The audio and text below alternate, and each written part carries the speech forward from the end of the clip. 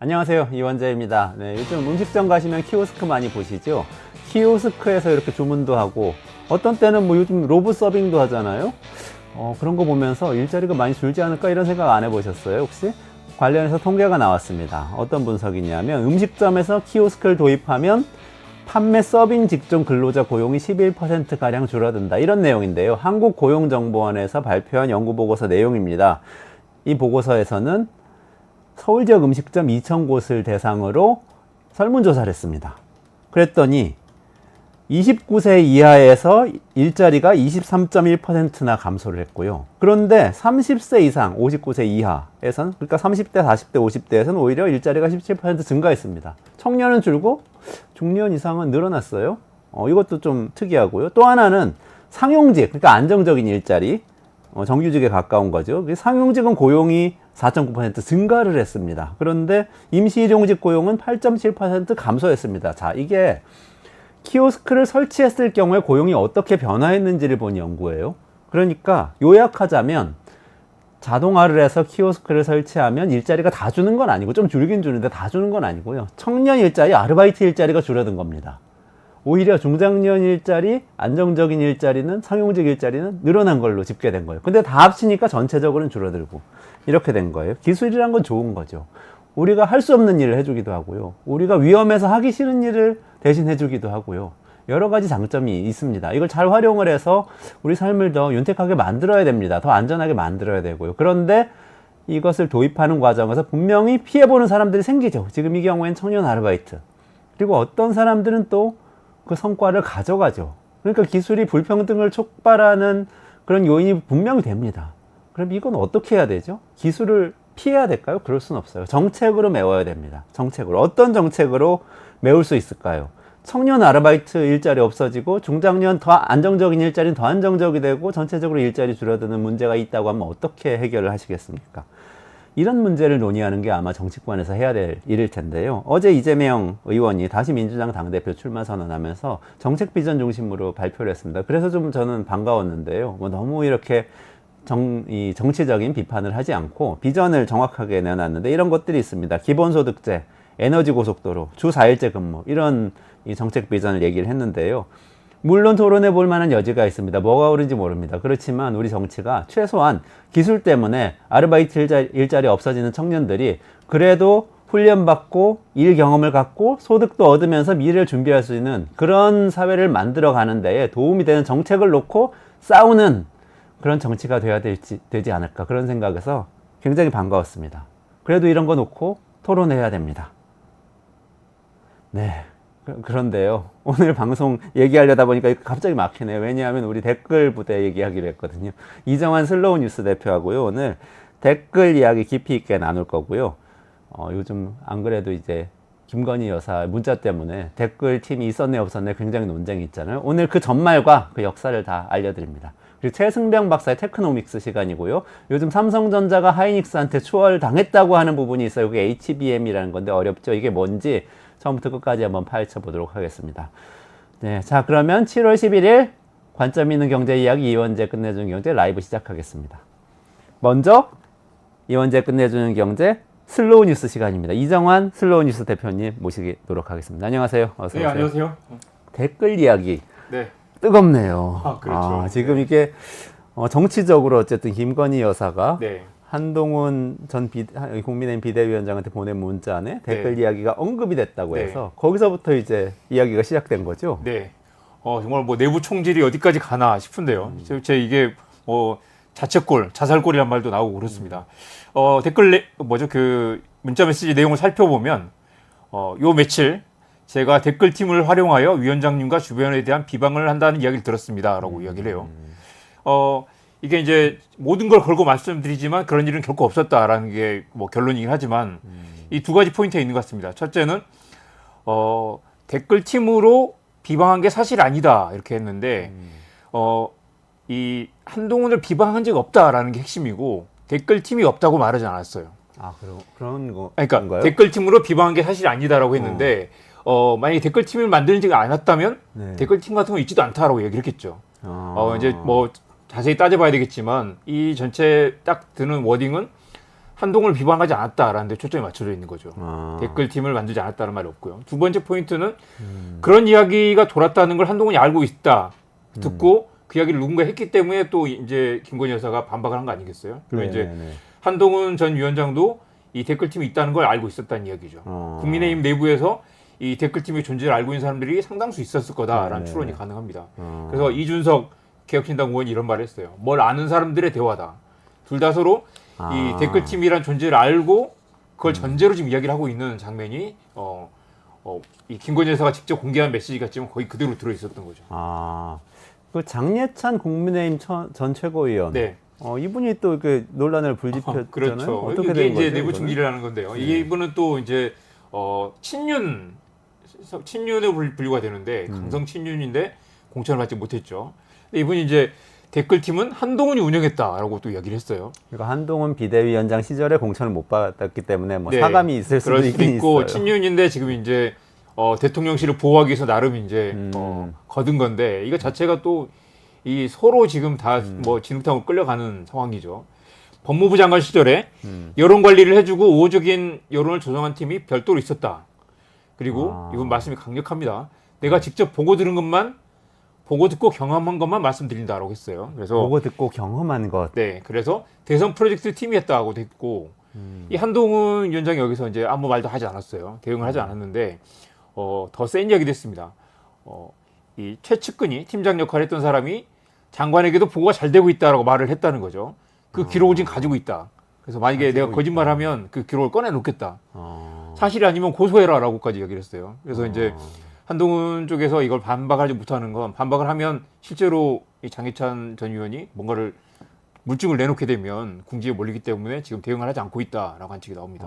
그러면 뭔가 좀 뭐 있었다는 방증이 되는 거 아니에요? 그렇죠. 지금 가만히 있다는 거는. 근데 그러니까 법무부 장관이 댓글팀을 운영한다는 건 굉장히 좀 이례적이잖아요. 그렇습니다. 대선 후보로서 네. 그런 거겠죠? 대선 후보에 나올 때부터 이제 그런 이제 여론 관리하는 모니터 팀을 두고 있었을 가능성이 높은데 실제로 이제 댓글 관리까지 했다라는 건 이제 이건 또 다른 이야기가 되는 거죠. 합법과 불법의 경계를 넘어서기도 하고 원희룡 지금 이제 경쟁하는 대표 후보도 이런 말을 했어요. 논평도 반박도 고소도 고발도 이야기를 못하는 건 불리하기 때문이다. 꿀리는 게 있지 않겠느냐라는 얘기죠. 천하람 의원도 네. 한마디 네. 보태셨던데. 이분은 이제 김건희 여사가 유튜브를 관리했다라는 얘기를 했는데 이것도 상당히 또 이렇게 근거가 있습니다.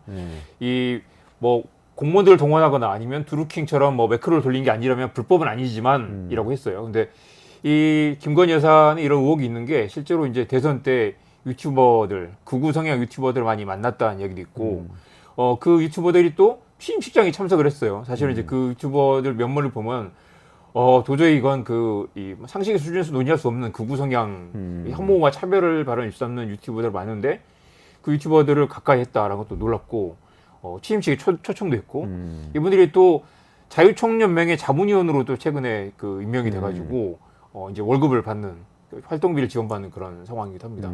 그리고 최근에 이제 기억하시겠지만 윤석열 대통령이 이태원 참사에 배우가 있을 수 있다라는 말을 했는데 맞아요. 그 말들이 이런 유튜브에서 나온 거죠. 근데 이제 김건희 여사가 그 유튜버들 관리했다라는 의혹은 절대 가볍게 보기 어려운 그런 사건입니다.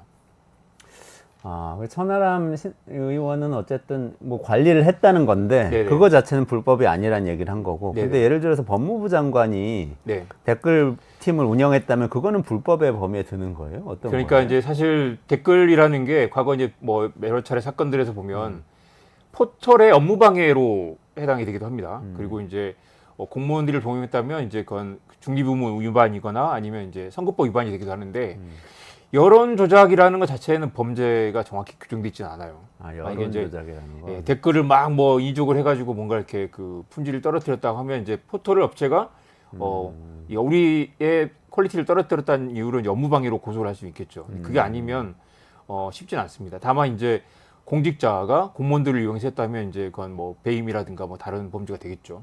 근데 예를 들면 김건희 여사처럼 외부에서 했겠죠. 아마 김건희 여사는 공적인 자리를 맡고 네네. 있지 않잖아요. 네네. 그럼 외부에 어떤 본인의 팀이 있는데 그 네. 팀에게 보수를 주거나 아니면 뭐 자원봉사를 통해서 네. 어떤 유튜버들을 관리하거나 댓글을 관리했다면 그거는 지금 그거 자체가 범죄가 되는지는 명확하진 않네요. 사실은 그래서 이제 그런 그 돈을 받고 아니면 커뮤니티 차원에서 우리 이거 한번 100% 올려보자. 아니면 이거 뭐 이 비추를 해가지고 뭐 순위 낮춰보자 하는 것들은 기본적으로 표현의 자유 영역에 해당된다고 할 수 있습니다. 뭐 도덕적인 비난과 별개로. 다만 이제 동료냐 동원이냐 차이가 있는데 네네. 사람들을 이제 동원해서 만약에 대가를 줬다라고 하면 이제 그건 업무방해로 해당이 될 수도 있고요.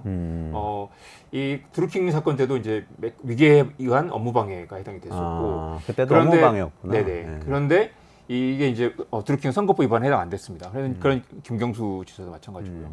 이게 이런 식의 여론 조작 자체가 범죄로 처벌하기가 쉽지 않다라는 말씀 먼저 드립니다.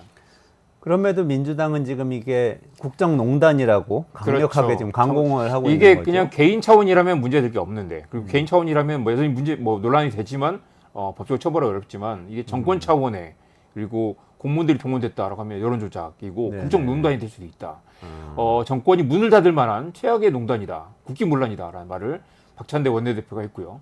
진성준 정책위의장은 이런 말을 했습니다. 이명박 정권이 국가정보원의 심리전단을 동원하고 국군 사이버사령부를 동원해서 댓글 공작을 벌인 것과 무엇이 다른가. 물론 이제 더 자세히 들여다봐야 되겠죠. 공무원들이 동원됐다면 실제로 이제 이건 뭐 법적 처벌까지 갈 수 있는 사안이 될 텐데 지금 이제 댓글팀을 뭐 사적으로 운영했다거나 그것도 물론 이제 굉장히 심각한 도덕적 문제가 되죠. 아직 좀 더 조사를 해야 되는 상황인 것 같습니다.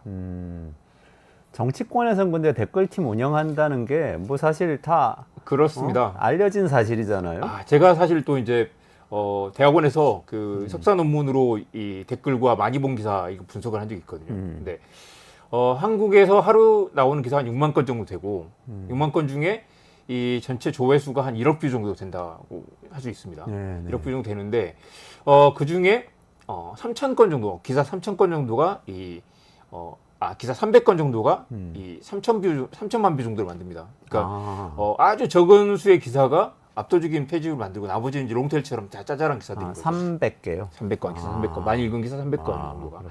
그러니까 그러면 이제 당연히 이제 그 여론을 뭐 모니터하거나 아니면 이제 관리하는 팀에서는 이 300건에 붙은 댓글만 조작을 해도 댓글만 뭐 조작가 아니라 관리만 해도 여론을 흔들 수 있다라는 생각을 하는 거죠. 네. 그리고 이 뭐 정치권도 마찬가지고 마케팅이나 홍보 쪽에도 마찬가지인데 이 유혹을 갖지 않을 수 없는 게 여론을 뭔가 관리한다는 느낌을 주거든요. 보고하기도 좋고 이렇게 했는데 뭐 댓글을 내려가겠습니다. 아니면 뭐 우호적인 댓글이 뭐 몇 %입니다라는 보고하기 좋은 그런 것 때문에 이 댓글을 이 관리하려는 조작하려는 그런 유혹에 끊임없이 시달린다고 할 수 있겠습니다. 그러니까 정치권을 생각해 보면은 네. 선거 때 같은데 단톡방 같은 게 많이 만들어지잖아요. 네. 뭐 인터넷 카페, 지지자 카페 이런 네네. 것도 많이 만들어지고 네. 그런 데서 뭐 아무개 후보님 기사 떴습니다. 다 가서 네네. 작업합시다 이런 거 엄청 네. 많아요. 네네. 그런 게 다 이 범주에 들어가는 거예요. 사실 이제 사실 그렇게까지는 처벌하기 쉽지 않다라는 게 과거 사례였고 이제 과거 이제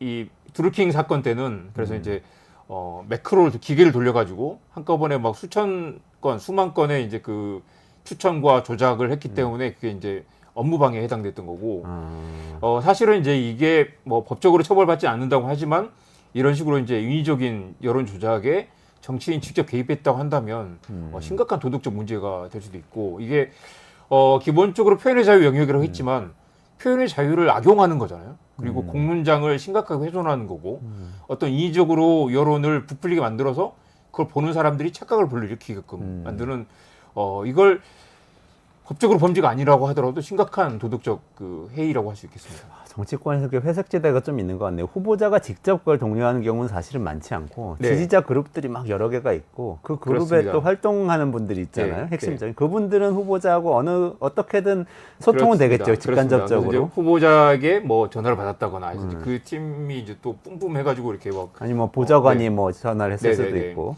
아마 그래서 김경수 전 지사도 문재인 캠프를 대신해서 우리가 여기 영향력이 큰 우리 지지자 그룹이 있으니까 뭐 우호적으로 지내려고 했다가 사실은 덫에 걸려든 사건이었겠죠. 그렇죠. 논란이 있죠. 여전히 이제 그게 사실이 아니라는 네네. 주장을 하고 있고.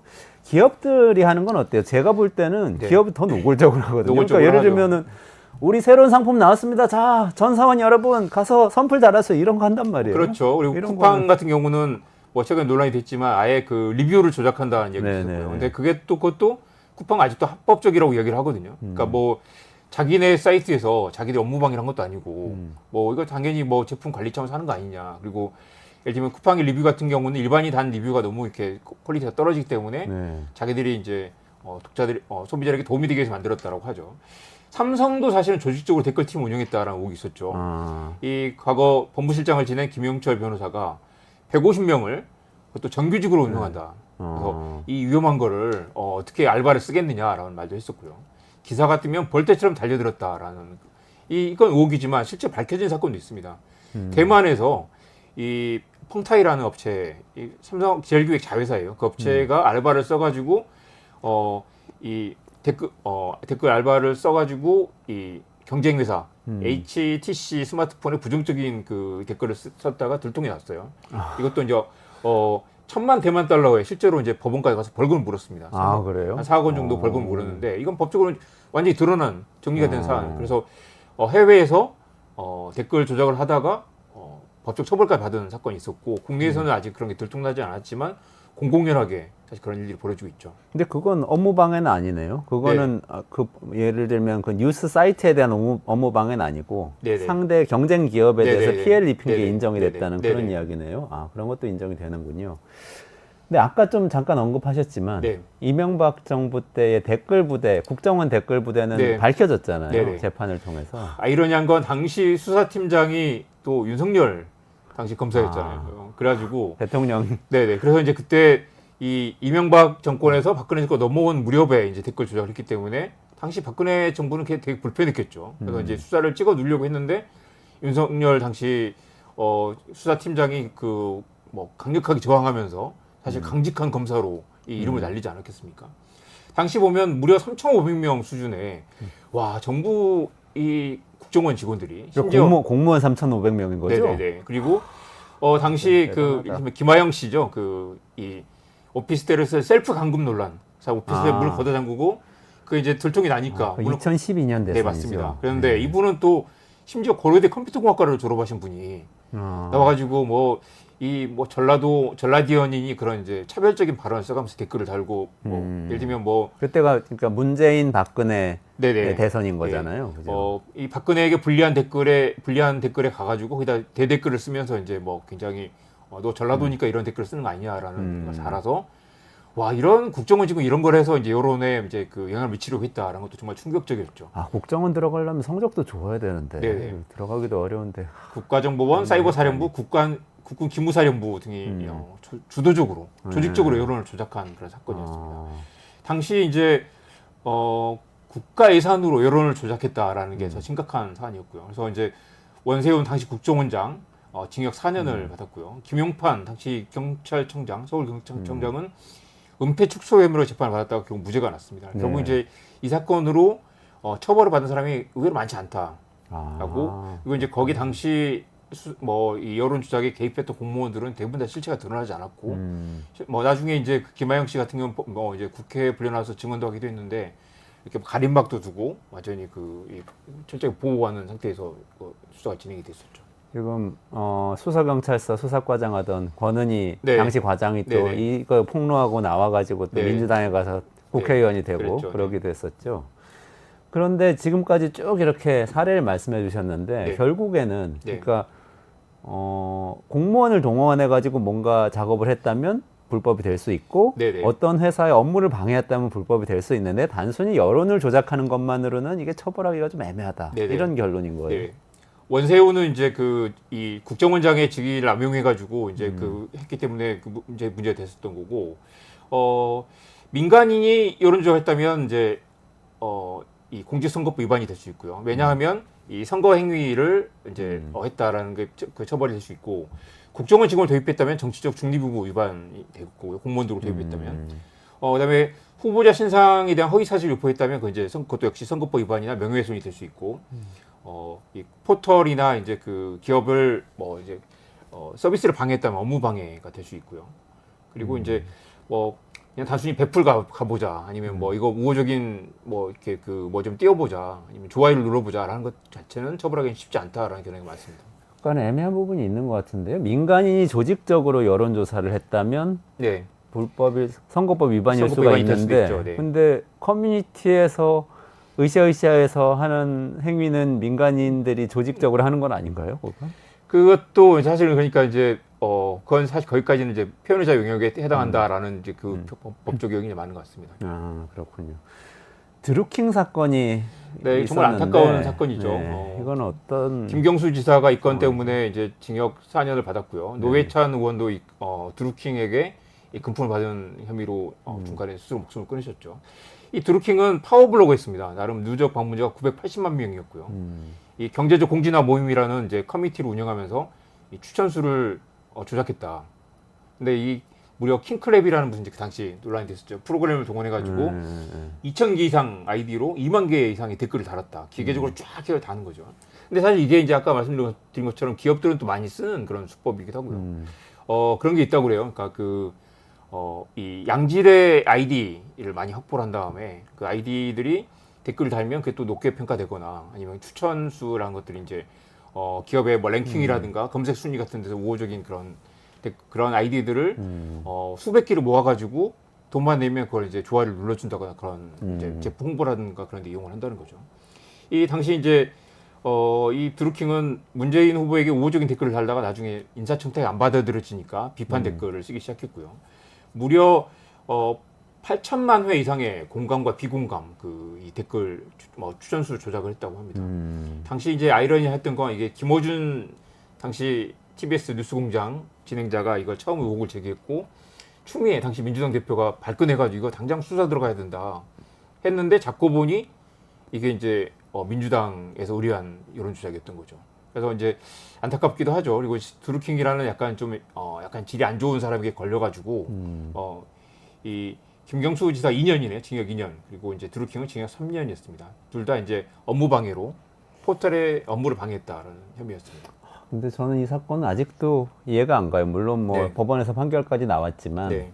이 김동원 씨라는 분이 주장하는 내용하고 네. 김경수 지사 쪽이 이야기하는 내용하고 네. 너무 다른데 네. 그거를 딱 연결시키는 네. 뭐랄까 결정적인 증거는 없는 것 같아요. 네. 여러 가지 이제 심증과 정황적인 상황 때문에 이렇게 그렇습니다. 그리고 판결이 나온 것 김경수 같은데. 지사도 사실 이런 부분을 좀 더 엄격하게 봤으면 좋았지 않았을까. 그러니까 이제 사실은 우호적인 그런 커뮤니티를 관리한다라는 그런 이제 나름 자기 역할과 책임을 다하려고 했었던 걸 텐데 이런 식으로 이제 여론에 영향을 미치려는 행위를 중간에 막거나 아니면 어느 정도 선을 그었으면 좋았겠다는 생각이 드네요. 어떻게 보면 이게 우리가 그런 지지자들과 댓글과 관련된 활동과 이런 것들이 회색지대에서 뭔가 이쪽으로 갈지 저쪽으로 갈지 우리 사회가 왔다 갔다 하는 사이에 그 회색지대에서 벌어진 일인 것 같기도 그렇습니다. 하고요. 예를 들면 비판 지금 이제 그 김건희 댓글팀 논란도 마찬가지다. 한동훈도 마찬가지고요.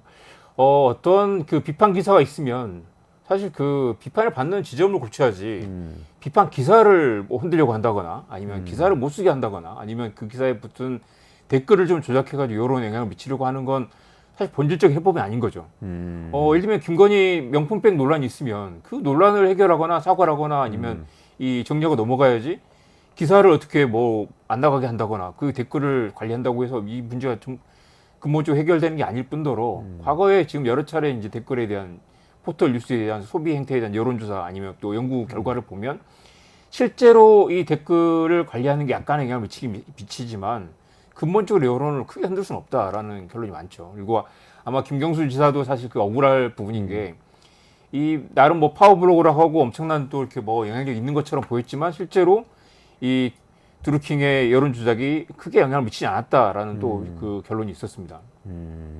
저는 좀 안타까운 게 네. 이런 댓글 조작 때문에 댓글이라는 것 자체가 어떻게 보면 커뮤니케이션 도구인데 네. 굉장히 많이 오염이 된 것 같아요. 제가 기억하고 있는 어떤 이 네. 사례가 있냐면 지금 조국혁신당 대표가 네. 정치를 시작하기 한참 전 네. 그러니까 청와대 가기도 한참 전에 2010년대 초반이었던 것 같아요. 그때에 인터넷 한겨레라는 매체에 칼럼을 처음 쓰게 됐어요. 네. 인터넷으로 칼럼 쓰는 거 기억납니다. 그때로서는 되게 네. 새로운 거였어요. 근데 조국 교수가 그때 서울대 교수였는데도 인기가 많아가지고 댓글이 많이 달렸단 말이죠. 근데 댓글이 하나하나 다 답을 했어요. 네.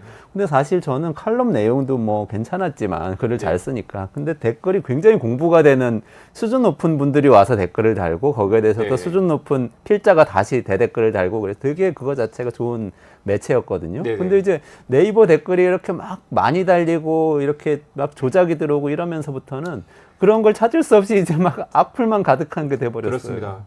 저희 이제 제가 이제 그 기자들에게도 댓글 보지 말라라고 얘기를 하는데 일부 기자들은 이제 그 댓글을 다 읽어보면서 막 괴로워하기도 하고 막 그 실제 댓글이 또 기사를 쓴 사람에게 영향을 미치거든요. 네. 요즘 저희 어머니도 왜 네 기사에는 이렇게 뭐 기레기란 댓글이 많냐라고 가끔 물어보기도 하시는데 그게 이제 기자들에게 어떤 종류의 압박을 느끼게 하려고 그리고 심지어 또 이제 그 언론 노조에서 그런 그 조사도 했었는데 여성 기자들에게 또 굉장히 또 이 폭력적인 그런 댓글, 차별적인 댓글과 또 이메일로 또 이렇게 굉장히 욕설에 비슷한 맞아요. 그 공격을 하는 경우도 굉장히 많아서 이게 세계적으로 굉장히 문제가 된다고 합니다. 그래서 사실 이제 아까 말씀드린 것처럼 댓글이라는 게 중요한 공론장으로 역할을 하면 좋을 텐데 지금 어뷰징이 너무 심해서 댓글 자체가 완전히 다 지금 도저히 감당할 수 없는 상태. 그래서 지금은 이제 네이버도 댓글을 하루에 달 수 있는 건수를 제한하기도 하고 그리고 이제 댓글 추적을 해서 이 댓글을 단 사람이 다른 무슨 댓글을 달았나 쭉 이제 모니터를 할 수 있고 그 사람을 평판을 조회할 수 있는 그런 것도 달아놨죠.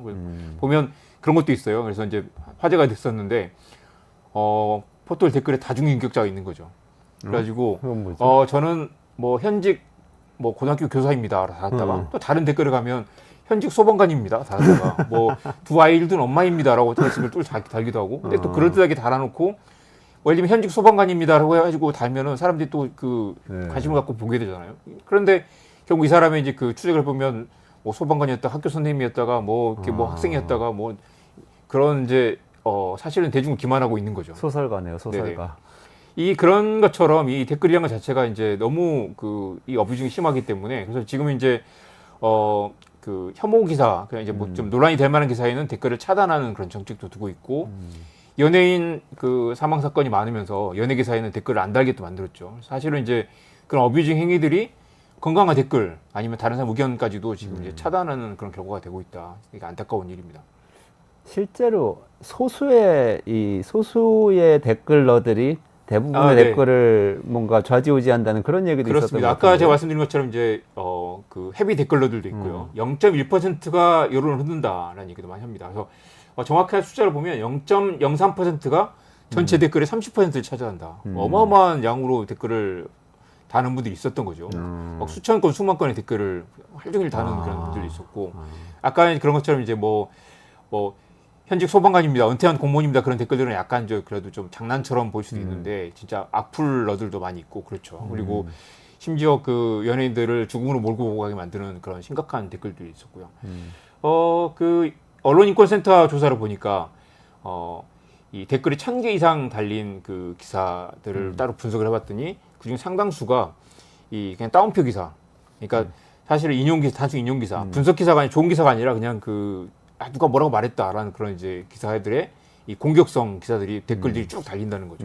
그런 것들을 보면 이제 좋은 기사에 댓글이 달려서 논쟁이 나타나는 게 아니라 그런 이제 굉장히 그냥 툭 던지는 그런 가십성 기사들의 댓글이 많이 붙고 사실 안타까운 건 그런 기사와 댓글들이 실제 우리 뉴스 총량의 상당 부분을 또 잠식해버린다는 거죠. 정말 중요한 논쟁이 이어지지 못하도록 그 댓글 시스템이 오히려 더 중요한 사실을 가리고 있다라는 얘기가 되겠습니다. 아까 기자들도 기사 쓰다가 위축된다 댓글 때문에 그런 얘기 하셨는데 그것하고 합쳐서 보면은 전체적으로 언론의 질을 떨어뜨리는 거라고 볼 수도 있는 거예요. 이런 댓글 조작이. 네. 그리고 아까 처음에 말씀드렸던 것처럼 본질적인 문제는 한국 사회에 미안하지만 포털 뉴스 때문에 여론 다양성이 굉장히 위축돼 있고 한국 국민들이 보는 뉴스가 몇백 개 정도로 한정이 되어 있다. 그 기사. 그리고 사실 우리가 보면 지금 뭐 김건희 입심 논란을 모든 국민이 다 아는 것처럼 사실 이슈의 그 다양성이 되게 제한돼 있고 몇 가지 뉴스를 가지고 한국 사회가 지금 다 같이 굴러가면서 거기에 이제 댓글 논쟁을 벌이면서 이렇게 이슈가 되게 제한돼 있다. 정말 중요한 뉴스들을 보지 못하게 만든다라는 거고요. 이 몇 가지 그 분석 결과, 그 연구 결과를 보면 실제로 댓글이 영향을 미칩니다. 그래서 첫 댓글이 다음 댓글에 평가에 영향을 미쳐서 첫 댓글이 읽는 것과 읽지 않는 것. 첫 댓글이 부정적이면 다음 댓글들도 좀 부정적으로 보게 된다. 아무리 우리가 똑똑하다고 생각해도 댓글에 그 영향을 받는다는 거죠. 예를 들면 그런 게 있었어요. 무슨 방사성 뭐 살균 제품 그런 이제 뭐 화학 제품에 대한 얘기 있는데 첫 댓글이 부정적이면 그 다음부터 본 사람들이 다 거기 동의를 하게 된다는 거예요. 기사 내용과 별개로. 그러니까 기사에 대한 비판적인 댓글이 있으면 아 그래 이거는 이상하네라고 생각하게 된다는 건데 긍정적인 댓글이 있으면 또 그 기사에 동조하게 되고요. 사람들이 보통 제목 보고 또 댓글 보고 기사를 판단하게 되는 경우도 많기 때문에 그래서 사실 많은 이제 기업과 정치인들이 댓글을 어떻게 조작하려는 그런 유혹에 빠지게 되는 거죠. 실제로 기사를 읽고 댓글을 보고 의견을 바꿨다라는 답변이 26% 정도 된다는 그 연구 결과가 그렇게 있습니다. 많아요? 그러면 이게 별거 아닌 것 같지만 26%면 꽤 많은 거잖아요. 엄청 큰 거죠. 네. 선거에 영향을 준다고 생각하면 뭐 네네. 그래서 그래서 이제 바뀌겠는데. 연구 이제 그 샘플링을 하면서 한쪽에는 부정적인 댓글을 몇 입 보여주고 그다음에는 이제 긍정적인 댓글을 보여준 다음에 두 사람이 이제 그 입장을 바꾸는가를 보면 기사를 읽고 난 다음에 댓글에 따라서 생각이 달라지는 그런 경험. 정말 무시무시한 일이죠. 그러니까 내가 어떤 것을 읽느냐에 따라서 나의 생각이 달라질 수 있다라는 거고 그만큼 이제 이 조작에 여론 조작에 취약하다는 이야기도 될 수 있고요. 댓글이 단순히 이렇게 어떤 포털 뉴스 사이트의 업무를 방해하는 우리가 법적으로 따져보는 이 문제를 넘어서서 네. 공론장에 지금 공론장의 왜곡 그렇습니다. 효과를 가져온다 네. 지금 이 네. 말씀이시니까 굉장히 심각한 얘기인 우리 것 같아요. 그 법에는 이를테면 허위 사실 유포에 대한 그 처벌하는 건 없거든요. 네. 그러니까 우리가 많이 뭐 허위 사실을 하면 뭐 이렇게 처벌받는 것처럼 얘기를 하지만 이제 유언비를 퍼뜨렸다고 처벌받지는 않습니다. 네. 그거 다 표현의 자유에서 보호되는 거기 때문에 보통 이제 그런 걸로 처벌받는 경우는 명예훼손이거나 역시 또 이제 업무방해가 되기도 하는데 그래서 실제로 이제 거짓말을 한다고 해서 처벌한 법은 없어요. 그 거짓말이 누군가의 손실을 끼쳤거나 아니면 명예를 훼손했을 경우에 이제 형사적으로 처벌하는 게 있는데 이런 경우 이제 댓글을 조작한다거나 허위의 댓글 아니면 뭐 누군가의 뭐 이 여론 영향을 미치기 위해서 어떤 개입하는 행위들을 처벌한 법안이 없다. 사실 그거는 결국 우리가 또 과하게 처벌했을 경우 표현의 자유를 또 위축하는 결과가 될 수도 있기 때문에 어느 정도 사회적인 어떤 합의 같은 게 필요하겠죠. 그렇군요. 제가 댓글 부대라는 소설도 있고 그 영화도 있었잖아요. 네네네. 거기 제 장강명 씨가 썼던 건데 한참 됐어요. 네네, 2015년 맞습니다. 거더라고요. 네네. 옛날에 읽었어요, 저도. 그래서 다시 찾아봤더니 거기 목차에 이런 얘기가 있더라고요. 네. 거짓과 진실의 적절한 배합이 100% 거짓보다 더 큰 효과를 낸다. 네, 분노와 증오는 대중을 열광시키는 가장 강력한 힘이다. 네, 피해 굶주리고 복수에 목마른 적에 맞서려면 무엇보다 한없는 증오를 네. 부추겨야 한다. 그렇죠. 지금 상황을 너무 잘 설명해 주는 것 같지 그렇죠. 않아요? 뭐 그런 이야기도 있었습니다. 완전한 진실보다 거짓이 섞인 진실이 네. 더 진짜 같다. 그래서 사실은 이제 사실은 이게 그럴듯하게 보이려는 여러 가지 여론 조작의 기술이 계속 진화하면서 발전해 왔죠. 그래서 이제 댓글 조작도 마찬가지일 텐데 평범한 우리 주변의 이웃인 것처럼 그리고 다른 사람들은 이걸 어떻게 보는가. 특히 한국 사람들이 또 그런 이제 동조 관상이 심하다고 하잖아요. 그래서 평범한 시민인 것처럼 위장해서 이 댓글을 다는 정치인이 그런 여론에 개입하는 행위는 정말 이 법적인 처벌과 별개로 사실은 굉장히 심각하게 사회적으로 어떤 그 비판과 어떤 사회적인 어떤 그런 뭘까요 이렇게 합당한 처벌이 필요할 텐데 그런 게 제대로 이루어지지 않고 있고 그 박근혜 정부 때 그 국정원 댓글 사건이 그렇게 논란이 됐는데도 아직까지도 댓글 팀을 운영하고 있다는 의혹이 나오는 건 정말 참담한 일인 것 같습니다. 법이 우리를 지켜주고 진실을 지켜줄 거라고 너무 믿지 말고 우리가 스스로 지켜야 된다는 그런 약간은 좀 슬픈 네. 결론으로 다다르게 제가 되네요. 마지막으로 드리고 싶은 말씀은 모든 글은 의도를 갖는다. 그러니까 모든 기사도 마찬가지고 이 사실 자체가 왜곡되는 경우는 없지만 그 사실을 취사 선택하는 과정 그리고 사실이 배합되는 그 사실이 이제 배치되는 맥락에서 이제 의도와 거짓말이 들어가게 되는 거라서 쓴 사람을 반드시 의심하고 읽어야 된다. 네. 그리고 모든 것을 다 액면 그대로 받아들이지 말고 왜 이런 글을 썼을까라는 것들. 그다음에 이 내가 보는 어떤 글 한 줄에 내 사고가 얼마인지 바뀔 수 있다라는 그 생각을 하면 겸허하게 받아들여야 되고 언제나 다른 생각에 노출되게 하고 내가 알고 있는 게 전부인가라는 의심하는 그런 것들이 이 인터넷 공론장 시대의 중요한 리터러시라고 생각합니다. 네, 감사합니다. 네. 오늘 댓글 이야기 가지고 이정환 슬로우 뉴스 대표하고 말씀 나눴는데요. 괴벨스가 옛날에 히틀러의 참모 괴벨스가 이런 얘기를 했대요. 언론은 정부의 손안에 있는 피아노가 돼야 된다. 피아노로 이렇게 음악을 흘려보내서 대중이 이 음악에 취하도록 해야 된다. 뭐 이런 이야기인 거죠. 이렇게 되지 않으려면 우리가 스스로 깨어 있어야 된다는 결론을 주셨어요. 그런데 이렇게 만약에 사실이라면 댓글팀을 운영하고 여론을 조작하려고 의도했던 사람들은 그것이 불법인지 아닌지를 떠나서 정말 괴벨스의 추종자들이라는 생각이 듭니다. 어쨌든 우리가 스스로 깨어서 그런 것들 가려내야 되고요. 그리고 뭐 뉴스 하나 다른 사람한테 전달할 때도 이건 이런 측면이 있어 라고 한마디라도 이렇게 비판적으로 한번 생각해보고 말 건네면서 전달하는 그런 사람들이 되어야 될 것 같아요. 네, 여기까지 말씀 듣고요. 잠시만 기다리시면 이제 최승병 박사하고 테크노믹스에서 삼성전자가 하이닉스에 왜 뒤지게 됐는지, HBM이 뭔지 거기에 대해서 살펴보도록 하겠습니다. 이정환 슬로우 뉴스 대표님하고 같이 인사드리겠습니다. 고맙습니다. 네, 고맙습니다.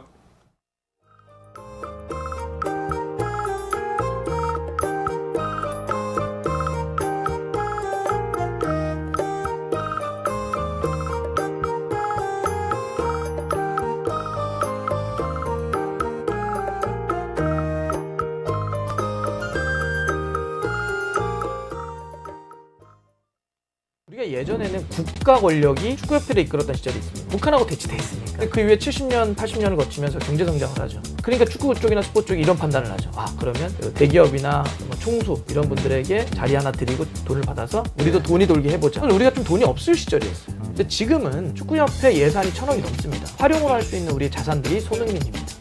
이강인, 황희찬 이런 선수들을 마케팅적으로 활용만 하더라도 돈을 어마어마하게 벌 수가 있어요. 지금 우리는 여전히 옛날 리더십이 지금 우리를 형성하고 있는 거예요. 대기업 총수가 자기를 광을 내기 위해서 주 5일 동안 열심히 일을 하는 연봉 많이 받는 전문 CEO가 왔으면 좋겠어요. 연봉을 10억 드리겠습니다. 저는 50억도 드릴 수 있다고 봐요. 대신에 요구해야죠, 축구계는. 50억 드릴 테니 500억 벌어다 주세요. 시대가 달라졌으면 그 리더가 달라져요. 근데 여전히 19세기 꼬랑지나 20세기 몸통이 21세기 머리를 끌어가려고 하니 충돌을 하는 거죠. 왜 최근 1년 동안 이 수많은 참사들이 이어지고 있는 것이냐. 이걸 담지 못하는, 감당하지 못하는 리더십의 문제입니다.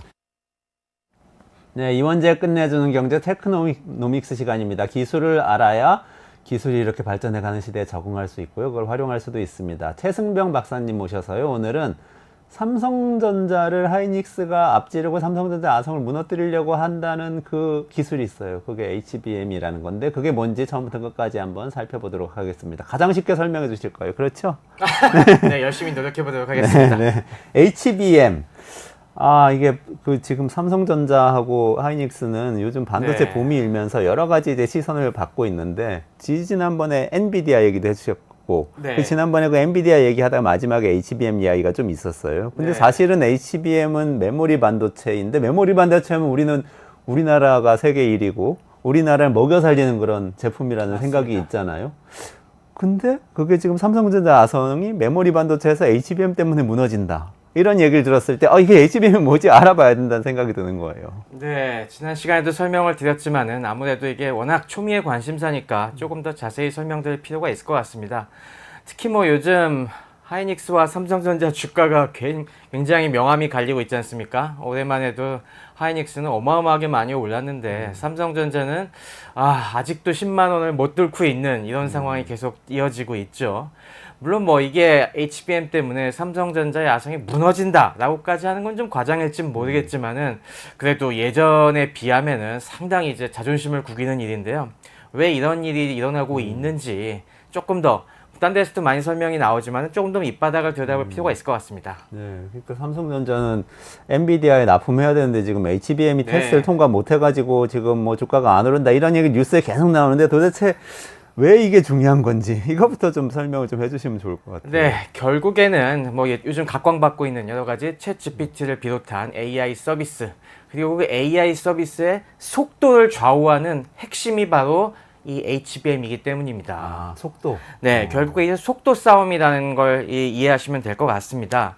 사실 우리가 이 기존 서비스랑 이 챗 GPT 뭐 3.5가 나왔을 때 이 참 우리가 다르게 느껴졌던 거는 우리가 아무리 어려운 질문을 하더라도 답을 굉장히 그럴듯하게 잘해주는데 단순히 그것뿐만이 아니라 또 답을 굉장히 빨리 해주는 거에 놀랐지 않습니까? 그냥 뭐 프롬프트 쭉 치면은 뭐 띡 치고 야 이건 좀 시간 생각 좀 많이 해야겠지 싶은데 한 뭐 1초도 안 돼서 드르륵 그 다음에 쭉 나오는데 맞아요. 그 긴 글을 그냥 네. 주르륵 쓰잖아요. 근데 와 끊김없이 이렇게 사람한테 그렇게 물어봐도 뭐 이를테면은 뭐 대충 우리가 질문했는데 뭐 청산유수가 쫙 나오는 것처럼 얘가 토해내니까 진짜 사람들이 그때 깜짝 놀랬죠. 근데 만약에 생각을 해보세요. 만약에 그게 이렇게 빨리 나오지가 않고 한 10초 정도 기다렸다가 천천히 떠듬떠듬 나오면은 사람들이 이렇게 열광적인 반응을 보였을까요? 아, 그렇지 않았을 것 같아요. 네, 전혀 안 그랬을 네. 것 같습니다. 네. 우리가 물론 뭐 옛날에야 신탁 한번 넣고서 며칠씩도 기다릴 수 있었지만은 요즘 시대에 어디 그렇겠습니까? 뭐 아무리 똑똑한 사람도 말 떠듬떠듬 천천히 하면 아유 속 터져 저거 뭐 2배속 재생 기능 없을까 막 그렇게 하는 시대에 전혀 사람들을 만족시킬 수가 없겠죠. 근데 그 점에서 이 AI 서비스 결국에는 속도가 굉장히 중요한 관건입니다. 아, AI와 속도 이게 HBM하고 연관이 된다. 네, 아, AI 그러네. 이게 사실 지난번에 설명드린 대로 딥러닝 모델이 들어오면서 AI의 대혁명이 일어났죠. 그래서 안 되던 걸 되게 할 수 있게 됐습니다. 특히 2017년에 구글이 발표한 트랜스포머 모델로 인해서 이 일대 혁명이 일어난 다음에는 그리고 그 트랜스포머 모델을 이용을 해서 어떻게 AI를 학습시켜야 되는지까지도 우리가 노하우를 체득했어요. 그래서 챗 GPT 같은 경우는 우리가 뭐 많이 들어보셨을 뭐 지도학습, 강화학습 이런 걸 한 다음에 결국에 사람이 다 하나하나 붙어갖고 사람이 야 이상한 소리 하면은 그건 아니야, 그건 예의 없는 소리지, 그런 말씀이 안 돼 하면서 하나하나 우리가 추가 학습을 시켜줌으로써 그걸 파인 튜닝이라고 하는데요. 네. 그래서 굉장히 이렇게 똑똑하게 보이게 만들 수 있다는 것까지는 알았어요. 네. 근데 그 다음에는 문제가 뭐냐면은 이걸 빠르게 서비스하는 것이 관건이 된 거죠. 자, 근데 그러면 이거 왜 문제가 되는지 이 안에 좀 얘기를 들여다보면은 우리가 거대 언어 모델, 요즘 뭐 챗 GPT를 이용한 이런 것들 갖다가 쭉 할 때 우리가 텍스트로 된 프롬프트를 치지 않습니까? 그러면 이게 그냥 텍스트 자체로 처리가 되는 게 아니라 어차피 이게 컴퓨터 모델, AI 모델 안으로 들어갈 때는 이게 다 숫자로 바뀌어서 들어갑니다. 이걸 갖다가 토큰화 과정이라고 하는데요. 사실 요즘 분들은 토큰이 뭔지 잘 모르실 분들도 많이 있을 텐데. 토큰이 옛날에 버스 토큰이란 거 네, 얘기하는 거예요? 뭐 슬라이드에 저 그림 네, 나오네. 옛날 분들은 요 동그란 또 버스 탈 때는 어떤 그 토큰을 기억하실 겁니다. 그 토큰으로 인한 걸로 바꾸는데요. 제가 그냥 얘기하면 이해가 안 되실 것 같아서 예를 갖고 왔습니다. 이를테면 우리가 영어 이 챗 GPT에다가 is there something interesting 이런 문장을 치면은 저거는 저 모델이 일단 숫자로 바꿉니다. is는 저기 3957, there는 1070, something은 2555, interesting은 7165 이런 식으로 저걸 갖다가 지금 5개의 토큰으로 바꿔서 네네. 저 5개의 숫자가 모델 안으로 들어간다는 겁니다. 네. 그래서 저건 5개의 토큰이 들어가는 건데요. 근데 한글은 이게 좀 복잡합니다. 네. 한글은 똑같은 내용이라고 해도 토큰이 굉장히 많이 필요해요. 저게 뭐 재미있는 일이 있어? 똑같은 뜻이네요. 똑같은 뜻으로 얘기하는데 한글은 이게 사실 우리는 받침이 있기 때문에 한 글자 안에도 여러 가지가 섞여 있지 않습니까? 그래서 저걸 갖다가 미음, 이런 식으로 저걸 갖다가 쪼개갖고 그 하나하나를 또 숫자로 바꿔서 들어가기 때문에 사실 저게 토큰이 훨씬 많이 필요합니다. 12개나 필요하죠. 그래서 이 토큰 단위로 과금이 됩니다. 그래서 참고로 말씀을 드리면은, 그러니까 챗 GPT 같은 거 이용하실 때, 야, 영어는 우리가 굉장히 길게 써야 되니까 이 요금이 많이 들어갈 거야 라고 생각하시는데 아닙니다. 한글은 짧아도 그걸 쪼개면은 토큰이 많이 들어가기 때문에 요금을 더 많이 내게 됩니다. API 같은 거 연결했을 때는 네네. 토큰이 더 많이 저게 오가니까. 토큰 단위로 이게 제한이 있거든요. 좀 손해네요, 그거는. 네. 근데 그게 지금 메모리 반도체 원래 있던 거하고 HBM하고 그 토큰 숫자 이게 지금 어떻게 연결이 되는? 저렇게 토큰은 안에 숫자로 된 이쪽에 벡터인데요. 이게 모델 안으로 들어가면 지난번에 이런 딥러닝 모델은 큰 행렬 곱이나 마찬가지라고 하지 않습니까? 맞아요. 근데 그 행렬이 웬만한 행렬이 아니라 그 안에 숫자가 수십억, 수백억 개가 들어가는 거대한 행렬을 계속 곱하고 더하고 해서 딱 결과가 나오는 겁니다. 그래서 결과로 된 저런 또 토큰들이 쫙 나오면은 그걸 마지막에 거꾸로 문자로 쫙 바꾸면은 우리가 볼 수 있는 답이 되는 거죠. 우리는 다 말로 하지만 그 챗 GPT는 그거를 그 안에서 숫자로 저렇게, 바꿔서 숫자로 바꿔서 숫자 저 행렬과 벡터를 갖다가 곱셈 덧셈을 막 해갖고 마지막으로 결과를 텍스트로 바꿔서 보여주는 겁니다. 어떤 계산의 결과로 말이 나오는 건요. 네, 그렇죠. 결과적으로는. 그렇습니다. 근데, 그러니까 그 계산을 갖다가 얼마나 빨리 하느냐가 사실 이 속도의 관건인 거죠. 이 부분이 계산을 우리가 조사를 해보면은 거의 속도의 90%를 좌우합니다. 저 행렬 곱하고 더하고 하는 부분이요. 그러니까 그걸 가장 빨리 할 수 있는 게 필요한데 이게 단순히 GPU가 빨라진다고 해결되는 문제가 아닙니다. 자, 지난번에 우리가 이거 설명드릴 때 이 공장에서 부품 조달하는 걸로 말씀을 드렸는데요.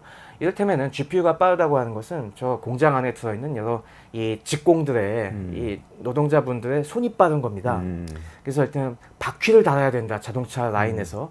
뭐 1초에 만약에 어떤 분은 50개씩도 달 수 있는 드륵드륵드륵 해서 50개 달 수 있는 숙련도가 있다고 해도 만약에 부품이 1분에 10개씩밖에 못 오면은 소용이 없지 않습니까? 그러네요. 바로 이 얼마나 부품 창고에서 이 부품을 빨리빨리 빼다가 라인에 갖다 대주느냐가 바로 이 HBM이 좌우하는 겁니다. 그럼 컴퓨터가 보통 이렇게 그 연산 장치가 CPU라고 그러고 네, CPU, GPU가 네, 연산 GPU가 장치고 네. 메모리가 또 기억 장치가 따로 그렇죠. 있잖아요. 메모리에 그 숫자들 갖다가 다 기억해 놓고 있다가 그럼 뭘 곱할 건지 그 숫자를 꺼내서 일로 갖고 와서 곱해서 그 다음으로 보내는 건데 연산은 여기 CPU, GPU 와서 해야 되니까 그걸 왔다 갔다 하는 그 속도가 굉장히 중요하다. 맞습니다. 그 숫자를 그런 거네. 꺼내오고 다시 저장하고 하는 속도가 굉장히 중요해지는 겁니다. 네네네. 근데 기존 메모리는 우리가 기존에 쓰던 것이 뭐 여러분 PC 조립해 보셨으면 들어보셨을 DDR-램이라고 DDR을 많이 쓰는데요. 그리고 그래픽 카드에는 GDDR이라는 걸 썼는데요. 이거는 뭐 지난번에도 말씀을 드렸지만은 쉽게 얘기해서 이 CPU, GPU와 메모리 사이에 고속도로를 깔아놓은 겁니다. 고속도로인데 이걸 빠르게 하기 위해서는 이 고속도로 위에 달리는 차의 스피드를 굉장히 화물차의 스피드를 엄청나게 빨리 해주는 겁니다. 그래서 요거는 보통 이 컴퓨터 안에서는 고속도로 개수가 이거 버스라고 하는데 버스의 크기가 32개, 32개나 64개 정도 쓰고 있습니다. 그리고 이걸 갖다가 속도를 높이려면은 요 범위 안에서 계속 엄청나게 빠르게 이걸 작동을 시키죠. 그래서 이걸 갖다가 보통 narrow and fast라고 그러니까 좁고 빠른 이런 전송 방식이라고 우리가 할 수가 있습니다. 근데 이 딥러닝 AI 시대가 되다 보니까 이거 갖고는 그 수많은 파라미터를 불러오는데 택도 없는 거예요. 32, 64 요거 자체가 네. 너무 개수가 너무 작은 좁다. 거예요. 이걸로도 너무 좁기 때문에 이걸 갖다가 훨씬 더 많이 한꺼번에 불러올 수 있게 하려면 어떻게 해야 되느냐? 지난번에 말씀드렸다시피 부품 창고를 아예 공장 옆에다 짓고 그리고 이 공장과의 통로도 어마어마하게 크게 만드는 겁니다. 넓게. 그러니까 뭐 이를테면 뭐 이 4차선 고속도로가 아니라 통로도 한 뭐 40차선, 50차선 이렇게 만들어 놓습니다. 그러면은 이 중간에 왔다 갔다 하는 이 화물차의 속도를 천천히 조금 더 느리게 하더라도 더 많은 화물을 한꺼번에 실어날 수가 있겠죠. 그래서 이걸 갖다가 wide and not so fast, 그러니까 넓게 하고 그렇게까지 빠르진 않게. 구체적으로 말씀을 그게 드리면 HBM인 건가요? 그게 HBM의 컨셉입니다. 그러니까 실제로 이 HBM은 그래서 전송 속도 자체는 DDR 기존에 쓰던 램보다 느립니다. 한 5분의 1에서 10분의 1 정도가 되는데 이 보내는 통로의 개수가 한 100배 정도 됩니다. 그러니까 결과적으로는 10배 이상 더 빠른 거죠. 더 많은 데이터를 한꺼번에 전송할 수 있는 거죠. 그렇군요. 그 지난번에 왜 공장 옆에 창고를 짓는 것도 말씀 주셨지만 네. 또 창고를 고층으로 지어가지고 또 맞아요. 한꺼번에 그 저장을 해놓는 이것도 말씀을 주셨잖아요. 맞습니다. 결국에 그걸 갖다가 한꺼번에 많이 빼오려면은 한 층으로만 놓으면은 넓게 퍼지게 되니까 되도록 고층으로 쌓아갖고 바로 옆에 아주 많이 저장할 수 있게 하는 게 핵심입니다. 이렇게 만들면은 이 좋은 점이 또 있습니다. 발열이 줄어듭니다. 에너지 소모가 줄어들어요. 우리가 왜 우리 고속도로 쉥 달리는 시속 200km, 300km 달리는 스포츠카 같은 경우는 되게 작지만은 연비가 안 좋은 거 아실 겁니다. 그렇죠. 네. 페라리 같은 그런 많죠. 차들 보면은 한 1리터에 한 4, 5km 달리나 그런데 8톤 트럭도 그 정도 연비 나옵니다. 그래요. 엄청 많이 나르는데도. 네, 그러니까 뭐 이걸 가깝게 하고 그만큼 큰 넓은 도로에 큰 화물차를 써서 나르면은 이 같은 연료를 쓰더라도 이제 똑같은 효율을 낼 수 있듯이 연비를 낼 수 있듯이 이렇게 구조를 만들므로써 그게 에너지 소모를 줄이는데도 훨씬 도움이 됩니다. 에너지하고 그러니까 예를 들면은 고속도로를 뭐 아우토반 같은 걸 만들어가지고 네. 페라리 같은 스포츠카가 막 다니면서 사람을 서울에서 부산으로 계속 나르게 하는 것보다는 네. 부산이 서울에 굉장히 가까이 수원 같은 데 있고 네, 그냥 수도권에 다닥다닥다닥 짓는 게 그냥 느린 대형 버스로 이렇게 살살 그렇죠. 왔다 갔다 하는 그러면 게 차라리 이렇게 느린 대형 버스 왔다 갔다 하는 게 오히려 에너지 차원에서는 더 도움이 될 수 있다는 훨씬 겁니다. 많이 나를 수도 있고 에너지 차원에서 도움이 될 수 있고 그게 HBM의 컨셉이다. 그렇죠. 아 그렇게 설명해 주셨네요. 네. 근데 저는 얼핏 생각이 드는 게 그거는 지금 말씀해 주신 건 너무 쉽잖아요. 네. 삼성전자 메모리 반도체 그렇게 계속 잘 해왔는데 그걸 그렇게 HBM으로 만들면 되는 거 아니었을까요? 네, 그런 생각 많이 하실 겁니다. 아니 뭐 원리 들어보니까 이거 하면 되겠네. 왜 못해? 삼성이 그렇게 기술이 훌륭한 삼성이. 아 그런데 이게 쉽지 않습니다. 이게 여러 가지 난점이 있는데요. 이 핵심 중에 하나가 아까 이 물류 창고를 갖다가 층층이 쌓는다고 했지 않습니까? 이 층층이 쌓는데 문제가 있습니다. 이 그냥 층층이 쌓으면은 쌓고 이 통로가 몇 개 없으면은 그것도 올라갔다 내려갔다 하는데 시간이 거기서 병목이 또 생기기 때문에 아예 층층마다 전용 엘리베이터를 어마어마하게 많이 만드는 걸로 우리가 비유를 할 수가 있는데요. 이게 어마어마하게 많습니다. 1000개 이상씩 돼요. 수천 개씩을 이걸 세우는데 문제는 저 안에 세워놓는 이 엘리베이터 굵기가 굉장히 가느다랍니다. 저기 PPT에 보시면은 저 안에 이제 수직으로 놓여 있는 저런 통로를 갖다가 보실 수가 있는데 저게 굵기가 한 20마이크론? 그러니까 머리카락 굵기의 한 5분의 1 그 정도밖에 안 됩니다. 굉장히 이 가는 게 저 안에 기둥이 뭐 1000개 이상씩 쌓여 있다는 거죠. 근데 저게 그냥 쭉 뚫어갖고 거기다가 이제 선을 박아놓는 뭐 그렇게 간단한 작업이 아니라요. 저걸 한 층 한 층을 따로 만듭니다. 공정에서 따로 만들어갖고 저 한 층 한 층을 나중에 이제 차곡차곡 다시 쌓아 붙여요. 그렇게 되면은 이 위층의 엘리베이터와 아래층 엘리베이터를 정확하게 연결해야 됩니다. 저게 만약에 1000개, 이를테면 1000개라고 하면 1000개 중에서 하나라도 저게 잘못 연결되면은 저게 다 불량이 되는 거예요. 아, 그러니까 어떻게 되겠습니까? 저걸 요즘 HBM2, 3에서는 저걸 8층을 쌓거든요. 네. 그러니까 한 층을 제대로 쌓다고 해도 나중에 쌓다가 어디 한 7층쯤에서 에러가 하나 났어. 그러면은 저게 전체를 못 쓰게 되는 이런 상황이 벌어지는 겁니다. 그러니까 저게 공정 관리 잘못하면은 어디 한 군데라서도 삐끗하면은 수율이 어마어마하게 낮아지는 거죠.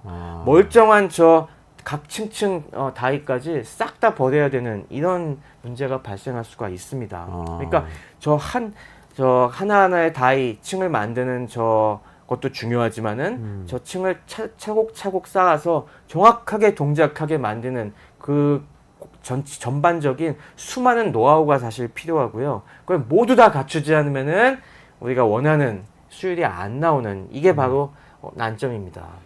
아니 근데 그래도 하이닉스는 그렇게 금방 만들었다는데 삼성전자는 못 만든다는 게 어떤 차이가 있는 거예요? 그러니까 그러면 계속 의문이 드는 거죠. 네, 하이닉스가 사실 이걸 갖다가 꽤 오래 했습니다. 하이닉스는 벌써 이거 한 10년 전부터 꾸준히 해왔는데 하이닉스는 그 당시부터 이제 이게 뭐 나름 중요한 기술이다. 왜냐하면 결국에 메모리의 속도를 높이려면은 기존처럼 페라리 한정없이 넣어서는 안 되고 우리가 이 반도체의 핵심은 미세하게 만드는 것과 그리고 근데 미세하게 만드는 건 지금 뭐 3나노, 2나노 공정 내려가면서 거의 한계에 도달했다고 얘기하지 않습니까? 서브나노까지 내려가는 게 쉽지가 않기 때문에 결국에 구조적으로 HBM처럼 막 이렇게 저렇게 쌓고 좀 더 효율적인 공간 배치를 함으로써 이 성능을 높여야 한다는 걸 많은 사람들이 예측하고 있었기 때문에 하이닉스는 저 HBM이 중요한 길이다라고 해서 꾸준히 투자해온 반면에 삼성전자는 이게 중간에 한번 삐끗했습니다. 왜냐하면 저게 수요처가 굉장히 한정이 돼 있었거든요. 저게 한 5, 6년 전만 해도 수요가 정말 없었습니다. 전체 메모리 시장에서 한 1%, 2% 정도밖에 차지는 안 했어요. 그러니까 삼성전자가 그 당시 2010년대 후반에 야 이거 시장 앞으로 보더라도 뭐 기껏해야 한 3, 4% 나오겠는데 우리가 이것까지 이렇게 해야 돼? 왜냐하면 반도체 인력들이 사실 고급 인력들인데 시장이 이렇게 파이가 크지 않은 상품에 많은 개발 인력이 몰려 있으면 그것도 회사 입장에선 굉장히 아쉬운 일이지 않습니까? 네. 그러다 보니까 이 HBM 개발팀을 거의 많이 해체시키고 이걸 딴 데 배치하고 그랬어요. 그러다 보니까 그때 좀 삐끗하는 바람에 지금 와서 HBM의 수요가 폭발적으로 증가하니까 이거 거기서 놓친 노하우를 지금 따라잡지 못하고 있는 거죠. 근데 HBM이 원래부터 AI를 위해서 만들어진 거 아니에요? 만약에 그랬다면은 AI 시대가 올 거라고 이렇게 미리 예측할 수도 있었을 그게 텐데. 아니었습니다. 그래요? 네. 이게 사실 첫 출시가 HBM1이 나온 게 2013년인데 그땐 당시 뭐 알파고 전이었고 AI가 이렇게 뜰 줄도 몰랐고요. 그래서 그 당시에도 이 HBM은 이 그래픽 카드, 3D 그래픽 게임을 위해서 이게 만들어졌습니다. 그래서 사람들이 막 또 착각하시는 게 HBM을 기술을 선도한 게 엔비디아라고 저희가 맨날 얘기하고 있어서 네. 이것도 엔비디아가 시작한 줄 아는데 사실은 아닙니다. 이걸 그래요? 사실 처음에 주도한 회사는 AMD입니다. AMD? 네. 지금 그 CPU 만드는 네, 라이젠 CPU에 만드는 그죠. AMD? 그 인텔과 역시 지금 많이 따라잡고 거의 뭐 인텔의 아성을 거기야말로 무너뜨렸죠. 리사수 박사가 아주 네, 인기가 많죠. 맞습니다. AMD가 이 당시에 이걸 처음에 연구하기 시작했어요. 그래서 이미 2007년, 2008년부터 먼저 AMD에서 연구를 했는데 AMD는 근데 생산 능력이 없으니까 야 이걸 생산해 줄 수 있는 파트너가 필요하다라고 해서 그때 손을 잡은 게 하이닉스였죠. 그래서 하이닉스랑 같이 요걸 그다음부터 발전을 시켜갖고 2013년에 하이닉스가 양산을 그다음 그 무렵부터 하면서 이게 처음 탑재된 것도 지난 시간에도 말씀드렸다시피 AMD 이 그래픽 카드에 제일 먼저 들어갔어요. 네. 그 당시 이제 피지 GPU에 이제 그 당시에는 HBM1이 4GB가 이제 붙어갖고 그때 나온 그래픽 카드가 AMD 라데온 R9 퓨리인가 그렇습니다. 네네네. 그게 처음 나왔어요. 그래갖고 이게 사실 이 HBM의 서막을 연 거예요. 그래갖고 이게 3D 게이머들은 HBM 미리 잘 알고 있었어요. 잘 알고 있었습니다. 그렇구나. 네, 3D 게이머들은 원래 성능에 목매는 사람들이잖아요. 네네네. 그래서 이게 그 속도가 또 중요하잖아요. 되게. 그렇죠. 렉 있으면 엄청 짜증나고. 네, 그래서 여담입니다만은 우리가 기술의 미래를 알려면은 그 분야만 들여다보면 안 됩니다. 좀 옆 분야를 보면서 야 저기 딴 데서 지금 무슨 기술적 돌파구가 없나 잘 봐야 되는데 이것도 역시 이렇게 3D 게임에서 먼저 돌파구가 나온 거고요. 그러다 보니까 이거 도움은 되는데 라고 생각은 했지만은 그때 문제가 뭐냐면은 이게 너무 비쌌어요 그 당시에는. 네. 아무래도 만들기 어렵다 보니까 그러니까 시장이 안 큰 거였죠. 3D 게임 즐기는 사람이 전체 PC 사용자 중에서 일부인데다가 그 중에서도 또 아주 하드코어 게임을 하지 않는 분들은 야 내가 저 돈까지 줘가면서 HBM 들어간 저 그래픽 카드를 사야 돼? 그냥 GDDR 들어간 거 그냥 사자라고 처음엔 그랬었죠. 그러다 보니까 수요가 크게 발생을 안 했었는데 이게 그 뒤에 AI라는 새로운 이 돌파구를 찾으면서 AI 가속기가 주목을 받으면서 불과 뭐 한 3, 4년 사이에 이렇게 어마어마하게 커진 거죠, 시장이. 그러면서 하이닉스가 주목을 또 네. 다시 받기 시작하고, 하이닉스는 사실 거의 정말 회생이 어려운 회사가 아닌가 그런 시선으로 봤던 게 불과 한 10년 전 뭐 그랬던 것 같은데요. 네, 사실 제가 뭐 내막을 잘 압니다만은 돌이켜보면은 5년 전에 그 삼성전자의 경영진의 결정이 이렇게 비합리적인 결정이었나? 사실 그건 아니거든요. 대부분의 시장 조사 전망에서는 그 당시엔 HBM 그렇게 낙관적인 전망하는 사람 많이 없었거든요. 그러다 보니까 야 이건 뭐 니치 마켓밖에 안 되는데 그냥 이건 포기하자 이런 식으로 우리가 뭐 합리적인 의사결정이라고도 볼 수도 있었는데 결과적으로는 세상에는 항상 그런 예상을 뒤엎는 일들이 발생하는 것이고 그랬을 때 삼성전자는 그 덫에 걸려서 지금 이렇게 곤경을 겪는 거고 하이닉스는 그야말로 대박을 터뜨린 거죠. 그게 1등의 덫하고 어떻게 보면 추격자 2점 이런 거 아닐까요? 정확한 말씀입니다. 추격자는 사실 뭐가 정상적인 경로는 성공할 수가 없기 때문에 이 새로운 뭔가 가능성에 대해서 조금 더 베팅하는 경향이 있죠. 1등은 아무래도 뭐 기존의 큰 시장을 지키는 데 좀 집중을 하고 바로 그 문제가 여기서도 좀 확실히 보인 것 같습니다. 그러네요. 근데 아까 그 기술적인 설명하실 때 그 아주 얇은 통로를 뚫어야 되고 이런 맞습니다. 문제들 때문에 네. 굉장히 어려운 기술이라고 말씀하셨는데 그거는 어떻게 이 돌파가 되었나요? 하이닉스가 또 어떻게 했는지 되게 궁금하고. 네, 이것도 사실 하이닉스만이 이걸 돌파구를 연 게 아닙니다. 이거 반도체 산업을 볼 때는 이 반도체 생태계를 잘 봐야 됩니다. 왜냐하면은 이 반도체는 진짜 이 전 세계 최첨단 기술이 집약된 것이기 때문에 한 기업이 이거의 모든 기술적 돌파구를 열 수가 없습니다. 이 전반 서플라이 체인에 관련된 모든 기업들이 최고의 기술을 동원해서 그 문제를 해결해야 겨우 우리가 누리고 있는 이런 칩이 나오는 거거든요. 이 HBM도 마찬가지입니다. 하이닉스가 이 각각의 메모리 다이는 만들고 요 안에 구멍 뚫어서 요거 파는 것까지는 다 했는데 이걸 붙이고 완벽하게 동작하는 하나의 이 모듈을 만들어내는 건 어나더 문제였어요. 그럴 때 역시 중요한 역할을 한 것이 TSMC입니다. 아, 대만의 TSMC. 네, TSMC가 이 GPU들을 만들면서 이 하이닉스와 다른 대만의 막강한 이 반도체 요소 기술 업체들을 서로 엮어갖고 이 기술을 되게 만든 거죠. 그게 바로 그래서 요즘 이게 패키징, 후공정이 요즘 중요해진다고 하는 게 그 요소들을 잘 패키징해서 동작하게 만드는 그 부분을 TSMC가 얼라인한 건데요. 이 접착하는 기술 같은 것들, 이런 것들을 갖다가 할 때 우리가 이 메모리 다이들을 뭐 8층, 10층 이렇게 쭉 쌓을 때 그 메모리 다이를 올려오는 요 바닥판을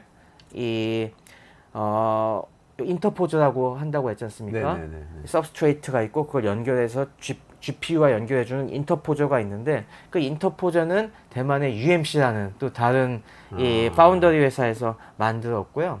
그리고 TSMC가 아니고 또 다른. 네. TSMC는 그 GPU 파운드리고요. 만들고 이 바닥에 요 인터포저는 UMC가 만들고 또 이걸 갖다가 다 연결해서 잘 작동하게 만드는 거는 또 ASE라고 대만에 굉장히 큰 업체가 있습니다. 얘는 후공정 전문인데 얘네는 이걸 조립하고 그 다음에 네. 검사가 또 중요해요. 이게 양품인지 아닌지 검사하는 이런 방법들 개발하고 하는 것들 이런 수많은 회사들이 TSMC 중심으로 엮여갖고 하나하나 다 기술을 완성함으로써 결국에는 제대로 작동하는 HBM을 만들 수가 있었던 거죠. 하나하나의 기술도 중요하지만 사실 파운드리가 나중에 이렇게 다 그냥 조립만 한다고 무시할 게 아니고 그 그럼요. 과정이 굉장히 큰 기술력이 필요한 거네요. 맞습니다. 이런 걸 그래서 2.5차원이라고 하는데요. 네네. 그러니까 2차원은 우리가 옆으로 누르는 게 2차원이고 이게 똑같은 걸 갖다 이렇게 스택하는 게 그래서 0.5차원 더해갖고 2.5차원이라고 하는데 3차원은 아니고 똑같은 걸 이렇게 쌓는 거 2.5차원. 네, 이게 서로 다른 걸 뭐 또 이게 쌓으면 3차원이라고 하는데 이건 네. 2.5차원 공정이라고 하는데 그래서 이걸 코어스 공정이라고 합니다. 그래서 TSMC가 개발해갖고 지금 이걸 갖다가 이 TSMC가 안정적으로 돌리고 있죠. HBM 관련해서는 한미반도체라는 기업이 또 많이 주목을 맞습니다. 받았어요. 그거는 네. 좀 근거가 있는 건가요? 그래서 하이닉스 말고도 요즘 사실 요 HBM 수혜주라고 다른 뭐 부품 소재 장비 기업들이 또 각광을 받고 있는데 그 중에 우리나라에서도 좀 굉장히 핫한 기업이 한미반도체죠. 한미반도체는 저 중에서 저 메모리 다이 있지 않습니까? 요 다이를 붙이는 요 본딩하는 부분에 요 장비를 납품하고 있습니다. 이 본딩 아까 되게 어렵다고 네네네네. 했잖아요. 예, 어떻게 하는지 좀 더 자세히 보면은 이것도 PPT를 제가 갖고 왔는데 저 각각의 층에 저게 1000개가 넘는 요게 있기 때문에 어떤 PPT죠? 네, 요거죠. 네. 그래서 네. 저게 왼쪽 위에 보시면은 저 하나하나의 요 한 층의 다이에 저기 붙일 부분을 갖다가 저게 엘리베이터라고 보시면 됩니다. 그래서 저 엘리베이터를 갖다가 끝을 조금씩 나오게 해놨어요. 그래서 저걸 범프라고 하는데 네네네. 저는 범프를 갖다가 만들어 놓습니다. 저게 요 칩 하나당 몇천 개씩 있다고 보시면 돼요. 그리고 저걸 갖다가 결국에 오른쪽 그림처럼 차곡차곡 몇 층씩 쌓아갖고 저 새로 된 저 통로가 다 끊김없이 연결되게 만들어야 저게 하나의 완벽한 양품이 되는 건데요. 저게 붙이는 방법이 저 두 번째 그 밑에 있습니다. 저 요걸 뒤집어 갖고 위판과 아래판을 딱 이렇게 정확하게 저 범프와 범프를 붙인 다음에 저 사이 범프 위에는 저게 녹아 붙을 수 있는 네네. 일종의 접착제 같은 게 있습니다. 그래갖고 여기다가 열과 압력을 가해서 꾹 눌러주면은 저 부분이 찌그러지면서 딱 위아래가 붙습니다. 지금 저게 크게 그림엔 표시됐지만 저거 하나가 엄청나게 네, 저거 얇은 하나가 거죠? 20마이크론 굵기밖에 안 되는 20 겁니다. 마이크론이면 머리카락 정도 되는 머리카락이 건가요? 5분의 1이라고 아까 말씀드렸죠. 네. 네. 그러니까 이게 저기 열과 압력을 저게 정확하게 저게 위아래가 맞게 얼라인도 해야 되고 네. 그다음에 정확한 열과 압력을 가해서 저게 딱 해야지 너무 열을 많이 주면 타버릴 거 아니겠습니까? 한미반도체가 그걸 하는 거예요? 네. 한미반도체가 저걸 TC 본딩이라고 하는데 네. 저게 장비를 저걸 붙이는 TC 본더 장비를 납품하고 있습니다. 근데 아. 한미반도체가 원래 지금 독일 업체가 되게 저걸 장악하고 있었는데 한미반도체가 저걸 국산화하면서 한미반도체가 저게 굉장히 잘 되게 세팅해놨기 때문에 요즘 뭐 마이크론이나 하이닉스나 다 저 한미반도체 장비를 쓰고 있죠. 아, 그러니까 저게 굉장히 어려운 것이 저게 하다가 조금이라도 잘못되면은 여러 가지 불량이 납니다. 제가 불량 사진도 갖고 와봤는데 저게 불량이 나게 되면은 저런 식으로 원래 저게 맨 왼쪽처럼 위아래가 네. 딱 저 마이크로 범프가 딱 붙어서 깨끗하게 저게 연결돼야 되는데 저게 안 붙고 저런 식으로 사이가 벌어지거나 네. 저게 붙는 듯 싶었더니 저 안에 사이가 갈라지고 막 저게 이 어긋나 갖고 저게 끊어지는 경우들이 많이 있거든요. 네네. 저렇게 되면 그냥 싹 버려야 되는 겁니다. 아, 아예 그냥 네, 아예 그러니까 저걸 정확하게 하는 것이 정말, 정말 핵심인 중요하네요. 거죠. 아, 네. 저거를 오차 없이 정확하게 맞습니다. 하는. 하여튼 한미 반도체가 그거를 잘 하고 있기 때문에 네네 그런 주목을 받는 기술을 갖고 거겠죠? 있기 때문에 요즘 그렇게 뭐 주가도 폭등하고 아. 계속 각광을 받고 있는 거죠. 말씀을 듣고 보니까 전체적으로 보면 HBM 어쨌든 지금 엄청나게 각광을 받고 있는데 그건 AI 때문이고 네. 그 트랜스포머 기술 이후에 이 LLM 시대에 굉장히 많은 데이터를 왔다 갔다 빨리 해야 되기 때문에 이게 중요한 것인데 기업으로 보면은 삼성전자는 사실 2017년 당시 뭐 7년 19년 뭐 그 19년 정도죠. 그때만 해도 이게 이렇게까지 성장할 거라고는 그걸- 상상하기 어려웠다는 네, 거. 그걸 놓친 거죠. 그걸 놓친 부분이 있는 거고 하이닉스는 후발주자니까 아이 그래도 여기 한번 투자해보자 그러고 확 간 거고 그렇게 그게 뭐 볼 수 있는 하이닉스가 거예요. 처음부터 시종일관 계속 해온 거고요. 어. 그 당시에 그래서 삼성전자에서 뭐 유능한 HBM 인력들이 굉장히 많이 빠져나갔습니다. 그 당시에 아, 뭐 그래요? 팀이 해체되면서 당연히 하이닉스와 삼성전자 사이에서는 인력 계속 거기서 왔다 갔다 많이 하거든요. 네. 서로 인력 뭐 스카우트해가는 경쟁이 치열한데 그래서 하이닉스가 계속 HBM 하니까 그쪽으로 아. 넘어가는 사람들도 있고 아. 마이크론으로도 많이 넘어갔습니다. 그러다 그래요? 보니까 음. 지금 와서 조금 애를 먹는 것이 이제 인력도 다시 뭐 스카우트해 와야 되고 내부 인력만으로는 충분하지 않으니까 그런 것 때문에 요즘 여러 가지 좀 곤경을 겪고 있는 것 같습니다. 엔비디아 테스트 통과도 뭐 계속 미뤄지고 있고 뭐 그런 거죠. 네, 그래서 뭐 제가 자세한 말씀을 드릴 수가 없는데 근데 그 부분은 좀 민감하기 때문에 근데 어쨌건 그 부분에서 아직도 이렇게 시장에서는 계속 그 기대감으로 주가는 오르고 있지만은 뭐 언젠간 할 겁니다. 물론 기반 기술력은 있지만 하지만 그런 여러 가지 인력을 놓친 것들 그리고 여러 가지 좀 중요한 노하우를 선점하지 못한 것들 그런 것들 때문에 약간 좀 애를 먹고 있다라는 점 말씀드릴 수 있겠습니다. 그래도 그때 메모리 반도체가 만약에 잘 나가고 여유가 있는 때였으면 그냥 투자를 좀 해두는 것도 괜찮지 않았을까요? 기업 경영할 때 그래도 네, 기업 경영에서 그렇게 그것도 옵션이라고 하죠. 리얼 네. 옵션 뭐 그런 네. 얘기들 많이 하는데 아까 얘기한 것처럼 반도체 개발 인력이 그렇게 희귀한 자원이라서 그렇습니다. 그렇죠. 이렇게 개발팀을 이 무작정 늘릴 수가 없거든요. 요즘 또 우리나라에서 반도체 전공하는 전공자들이 배출이 점점 줄어들고 있어갖고 R&D 인력들도 전 세계적으로 많이 스카우트 붐이 있어갖고 이게 인력을 낭비하기가 좀 쉽지가 않습니다. 이렇게 아. 넉넉하지가 않아요. 그래서 집중을 하려면은 메모리 반도체로 가야 했다. 네, 메모리 반도체들 차세대 기술도 되게 많이 있거든요. 저것 말고도. 아. 그런 것들, 근데 삼성이 미는 기술은 또 다 따로 있습니다. 음. 근데 그런 쪽에서 아무래도 이 개발팀을 좀 더 충원하려면은 이 비전이 애매한 HBM은 약간 좀 작은 파이로 보였던 거죠. 근데 AI에서 터져버린 거네요. 네. 그래서 뭐 엔비디아도 그렇지만 지금 구글도 있고 HBM 네, 다 구글 필요로 하는 지금 거잖아요. TPU나 이런 것들에도 HBM이 지금 사실상 거의 대세로 자리 잡았기 때문에 네. 당분간 HBM의 성장세는 폭발적으로 이어질 전망이고요. 지금 뭐 대략 한 연 매출 성장이 20%에서 30% 정도. 물론 뭐 아직까지 이게 메인이라고 보긴 그렇습니다. 이게 메인 상품이라고 보긴 그렇지만은 그래도 그 전처럼 이게 틈새 시장 정도는 아니고 이 굉장히 그래도 적지 않은 파이를 차지할 거는 예상이 되고 있고 이런 것들이 예상이 사실 앞으로 애매합니다. HBM이 끝까지 대세를 장악하리라고는 우리가 확언할 수 없습니다만은 HBM에 쓰인 기술이 조금 더 발전돼서 다른 비슷한 형태의 앞으로 고성능 메모리에 탑재될 가능성은 충분해요.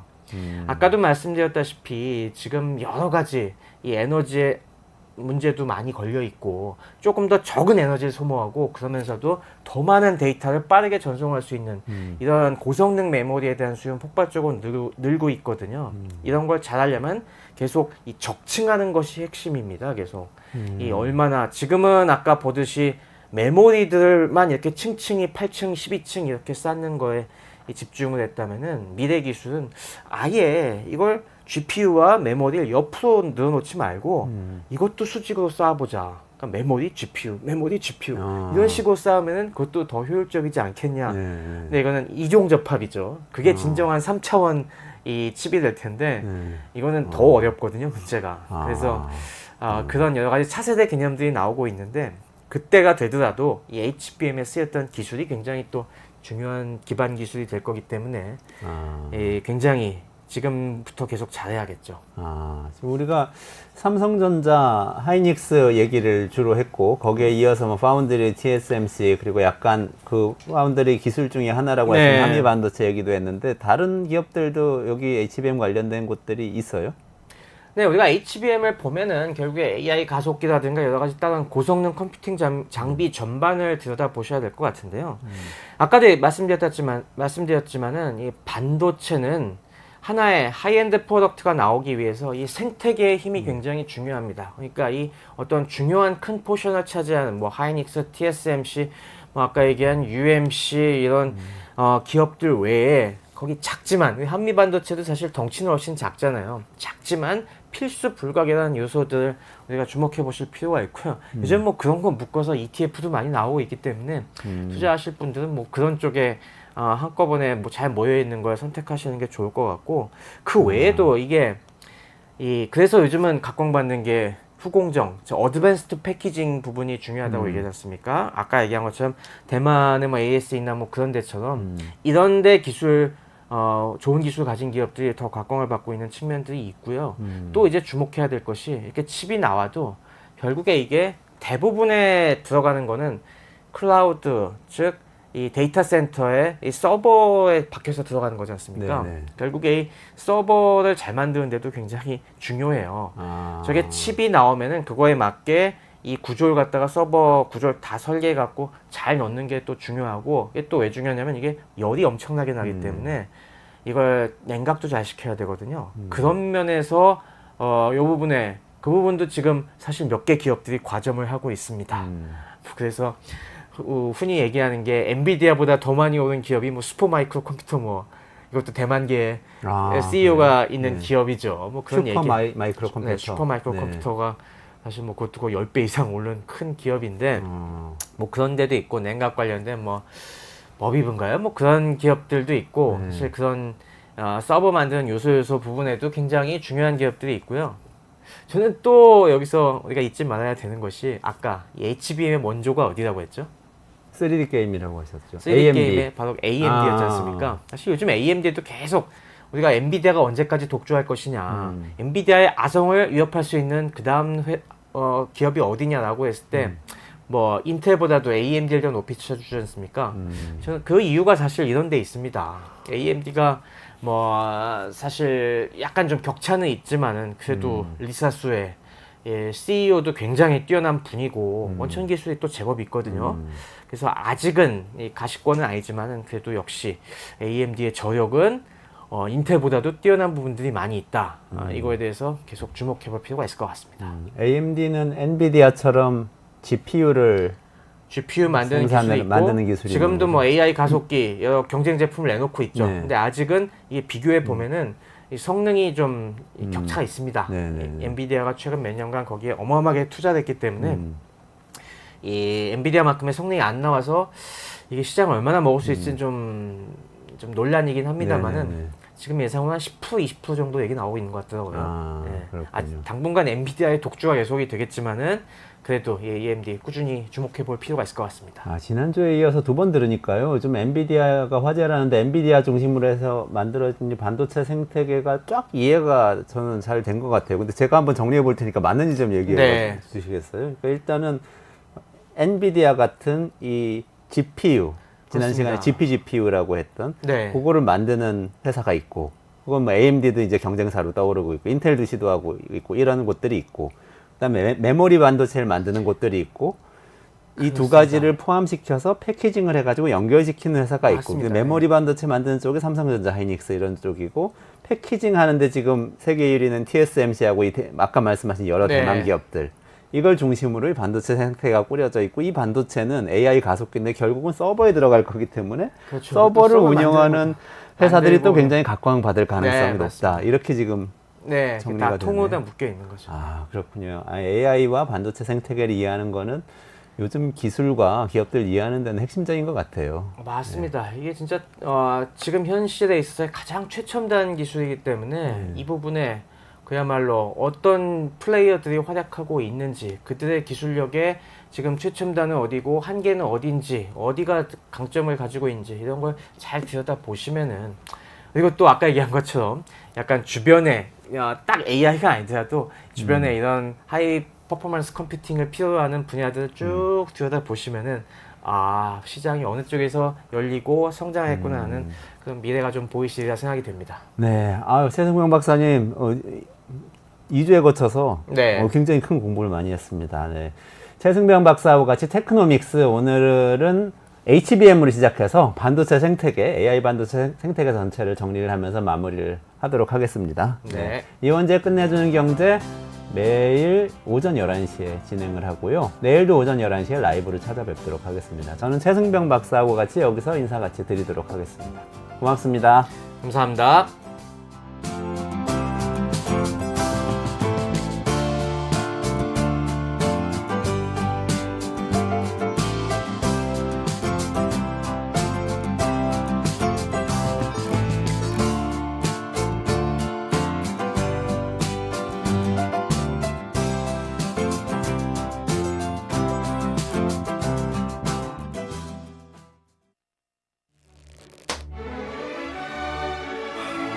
오늘따라 집중이 잘 안 된 것 같아. 모름지기 공부는 깨끗한 책상에서 해야 잘 되는 거.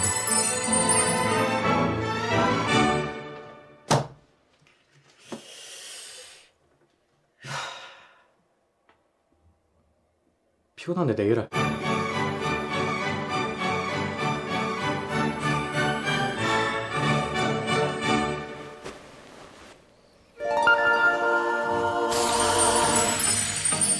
걱정 마세요.